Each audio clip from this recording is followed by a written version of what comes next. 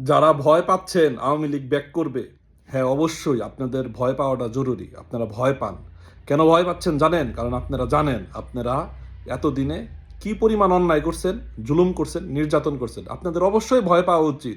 আপনাদের শেখ হাসিনারে ভয় পাওয়া উচিত, আপনাদের আওয়ামী লীগরে ভয় পাওয়া উচিত, ছাত্রলীগরে ভয় পাওয়া উচিত, যুবলীগরে ভয় পাওয়া উচিত।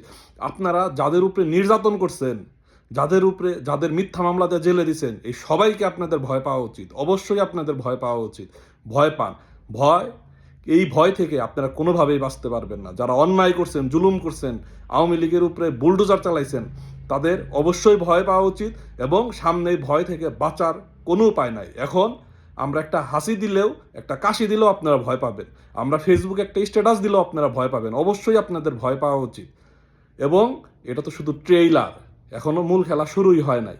যখন মূল খেলা শুরু হবে তখন ভয় তো পাবেনই, পালানোরও জায়গা পাবেন না। না মাটির নিচে যাইতে পারবেন, না আকাশে উঠতে পারবেন। এর জন্যই ভয় পান। ভয় পাওয়া ভালো।